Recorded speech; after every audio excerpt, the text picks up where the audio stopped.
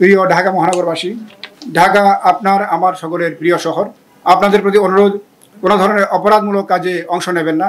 যে যেখানে আছেন সকলেই আইন ও বিধি মেনে চলুন। আমরা সবসময় আপনাদের পাশে আছি। একই সাথে আমরা আপনাদেরও সহযোগিতা কামনা করি।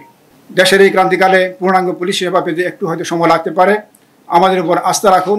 আমরা আমাদের সর্বোচ্চ পেশাদারিত্ব দিয়ে ঢাকা মহানগরীর আইন শৃঙ্খলা রক্ষায় চেষ্টা করে যাব। বিসমিল্লাহির রহমানির রহিম। উপস্থিত সম্মানিত প্রিন্ট ও ইলেকট্রনিক মিডিয়ার সাংবাদিকবৃন্দ, প্রিয় সহকর্মীবৃন্দ, আসসালামু আলাইকুম। বক্তব্যের শুরুতেই মহান স্বাধীনতা যুদ্ধে বীর শহীদদের শ্রদ্ধার সাথে স্মরণ করছি। কৃতজ্ঞ চিত্তে স্মরণ করছি ছাত্র জনতার অভ্যুত্থানে আত্মাহুতি দানকারী বীর শহীদদের। অভ্যুত্থানে শহীদ ও আহতদের পরিবারের প্রতি সমবেদনা জ্ঞাপন করছি।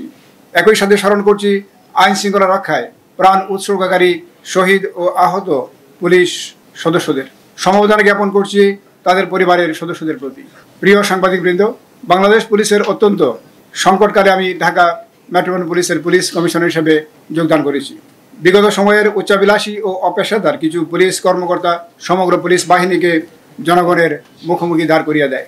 এর ফলে ছাত্র জনতার আন্দোলন, গণ অভ্যুত্থান এবং বিগত সরকারের পতনকে ঘিরে সংঘর্ষ ও সহিংসতায় পুলিশের মনোবল ভেঙে গিয়েছিল। ডিএমপি সহ সারা দেশে অনেক পুলিশ সদস্য আহত এবং নিহত হয়েছেন।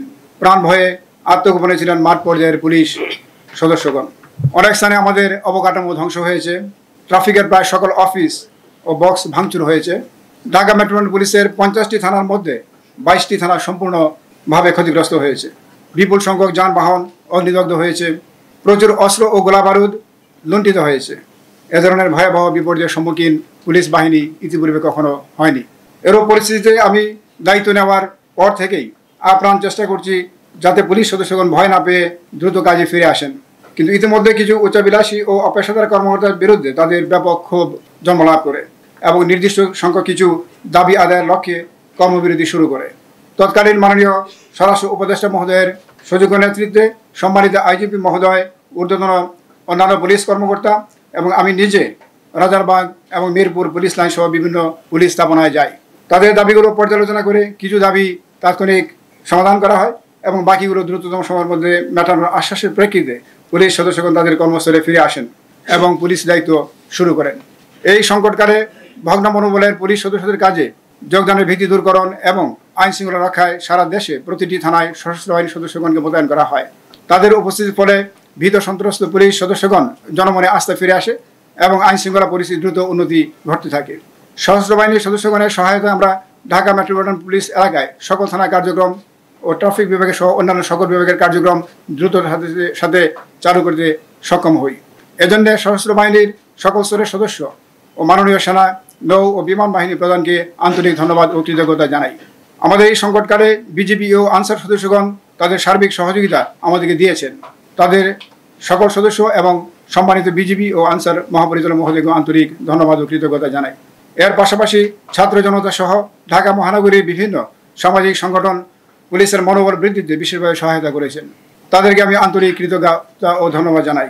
প্রিয় সাংবাদিকবৃন্দ, আপনারা জানেন 1976 সালে মাত্র 12টি থানা ও 6000 পুলিশ সদস্য নিয়ে যাত্রা শুরু করে ঢাকা মেট্রোপলিটন পুলিশ এবং এরপর থেকেই নগরবাসীর আস্থা ও নির্ভরতার প্রতীক হয়ে বর্তমানে 50টি থানা ও 34,000 জনবল দিয়ে ঢাকা মেট্রোপলিটন পুলিশ জনগণের পুলিশি সেবা দিয়ে আসছে। এই দীর্ঘ পথ পরিক্রমায় ঢাকা মেট্রোপলিটন পুলিশ একদিকে যেমন বিভিন্ন ধরনের চ্যালেঞ্জ মোকাবেলা করেছে, অন্যদিকে পুলিশি সেবা প্রদানের মধ্য দিয়ে জনগণের কাছে যাওয়ার চেষ্টা করেছে। দক্ষতা ও সর্বোচ্চ পেশাদারিত্ব দিয়ে ঢাকা মেট্রোপলিটন পুলিশের চৌকস সদস্যগণ বিভিন্ন ধরনের অপরাধ নিয়ন্ত্রণ এবং সংগঠিত অপরাধের দ্রুত রহস্য উদ্ঘাটন করে ইতিমধ্যে জনগণের আস্থা অর্জন করেছে। প্রচলিত অপরাধের পাশাপাশি কিশোর অপরাধ, অনলাইন জুয়া, cyber crime, economic crime, social media bullying, গুজব সহ নিত্য নতুন চ্যালেঞ্জকে ডিএমপি সাহসিকতা পেশাদারিত্বের সাথে মোকাবেলা করে চলেছে। ওমেন অ্যান্ড চিলড্রেন সাপোর্ট সেন্টারের নারী ও শিশুরা আলাদাভাবে নারী পুলিশের সদস্যদের কাছে তাদের সমস্যার কথা বলতে পারছেন এবং সমাধান পাচ্ছেন। ডিএমপির ডিপ্লোম্যাটিক সিকিউরিটি ডিভিশন সর্বোচ্চ পেশাদের সাথে দূতাবাস ও সম্মানিত কূটনৈতিক বৃন্দের নিরাপত্তা প্রদান করে থাকে। আশা করি ভবিষ্যতেও অগ্রাধিকার দিয়ে ডিপ্লোম্যাটিক এলাকার নিরাপত্তা আমরা নিশ্চিত করতে পারব। প্রতিটি থানায় নারী ও শিশু help desk, one stop police clearance service centre, police blood bank, প্রবাসী কল্যাণ হেল্প ডেস্কের মাধ্যমে আমরা জনগণকে সেবা কন্টিনিউয়াসলি আমরা দিয়ে চলছি। প্রিয় সাংবাদিক বন্ধুগণ, ট্রাফিক জ্যাম ঢাকা মহানগরীর অন্যতম প্রধান সমস্যা। এই সমস্যার সমাধানকল্পে একদিকে দরকার সমন্বিত পরিকল্পনা এবং কার্যকরী উদ্যোগ, অন্যদিকে সকল নগরবাসীর অকুণ্ঠ সহযোগিতা, সচেতনতা ও সতর্কতা। ছাত্রছাত্রী, স্কাউট, বিএনসি সহ বিভিন্ন সামাজিক সংগঠন ট্রাফিক পুলিশের অনুপস্থিতিতে ঢাকা শহর সহ সারা দেশে ট্রাফিক ব্যবস্থা সামলেছেন। আমরা তাদেরকে আন্তরিক ধন্যবাদ ও কৃতজ্ঞতা জানাই। জনগণ তাদের অভিনন্দন জানিয়েছেন। ঢাকা মহানগরীর সম্মানিত নগরবাসীকে আহ্বান জানাবো, ট্রাফিক পুলিশকে আপনারা সহযোগিতা করুন। রোদ বৃষ্টিতে দায়িত্ব পালন করা পুলিশ সদস্যদের অন্তত হাসি মুখে ধন্যবাদটুকু দিলেও তারা আরও উজ্জীবিত হবে বলে আমরা বিশ্বাস করি। ট্রাফিকের সকল স্টেক হোল্ডার আমাদের ট্রাফিক বিভাগে সহায়তা করলে ট্রাফিক জ্যামকে আমরা সহনীয় পর্যায়ে নিয়ে আসতে পারবো বলে আমরা বিশ্বাস করি। সাংবাদিক বন্ধুগণকেও আহ্বান জানাবো, আপনারা আপনাদের বস্তুনিষ্ঠ সংবাদ প্রকাশের মধ্য দিয়ে ট্রাফিক জ্যামের কারণগুলো এবং সমাধানের পরামর্শ দিলে আমরা তা সাদরে গ্রহণ করব। প্রিয় ঢাকা মহানগরবাসী, ঢাকা আপনার আমার সকলের প্রিয় শহর। আপনাদের প্রতি অনুরোধ, কোনো ধরনের অপরাধমূলক কাজে অংশ নেবেন না। যে যেখানে আছেন সকলেই আইন ও বিধি মেনে চলুন। আমরা সবসময় আপনাদের পাশে আছি। একই সাথে আমরা আপনাদেরও সহযোগিতা কামনা করি। দেশের এই ক্রান্তিকালে পূর্ণাঙ্গ পুলিশ সেবা পেতে একটু হয়তো সময় লাগতে পারে। আমাদের উপর আস্থা রাখুন। আমরা আমাদের সর্বোচ্চ পেশাদারিত্ব দিয়ে ঢাকা মহানগরীর আইন শৃঙ্খলা রক্ষায় চেষ্টা করে যাব। আপনারা সকলে ভালো থাকুন, নিরাপদে থাকুন। আপনাদের নিরাপত্তার জন্য ঢাকা মেট্রো পুলিশ রাত দিন কাজ করে যাবে। এইখানে আমি আমার বক্তব্য শেষ করছি। আসসালামু আলাইকুম।